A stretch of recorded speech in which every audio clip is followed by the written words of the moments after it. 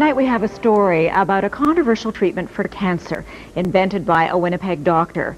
It's not new. In fact, Dr. John Davidson used it on hundreds of patients decades ago. What is new is that some 50 years after the doctor's death, more than half a century after his theories were dismissed as quackery, scientists are rekindling the flame of his research. With more on the legendary cancer doctor, here's CTV's medical specialist, Avis Fabro.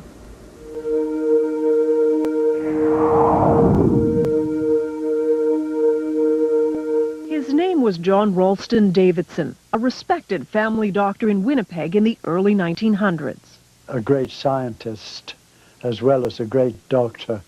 And this is Leslie Gurney Bishop, now 88, a journalist who documented Dr. Davidson's controversial treatment for cancer. He never claimed that it cured it, but he said it would arrest it.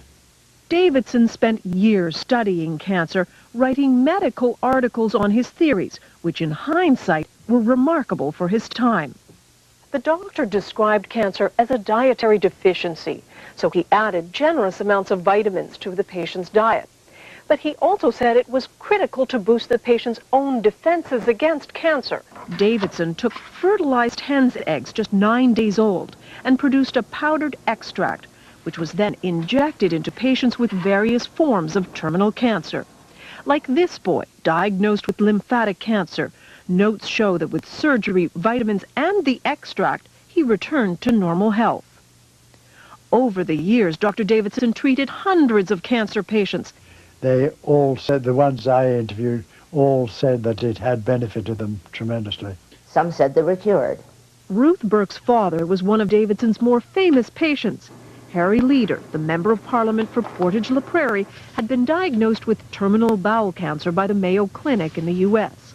But under Davidson's treatment, he improved. It was controversial scientifically, but that really didn't affect Dad. He believed in it. But Davidson's medical colleagues thought the treatment was useless and repeatedly refused him research money. It's as though they'd been instructed by somebody, well, just tear him up, just tear him up. And they did. Frustrated with the lack of support, Harry Leader, with his own good health as proof, took Davidson's pleas for funding straight to Ottawa in 1944, directly to Prime Minister Mackenzie King. He never wanted any publicity from this. He simply wanted help for this man whom he felt could help humanity. The Prime Minister refused to fund Davidson's work. The doctor died 4 years later. He would die pretty well of a broken heart, if you know what I mean, because he had not been recognized. His cancer treatment thought to have died with him.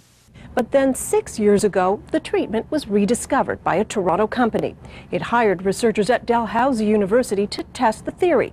Could these embryonic chicken cells really be a cancer treatment? When research began, there was excitement. Davidson's extract, in many ways, could be a cancer vaccine. In 3 studies on mice, the compound apparently shrunk tumors. We have to be careful about raising people's hopes falsely. Jonathan Blay is one of the researchers looking at Dr. Davidson's extract.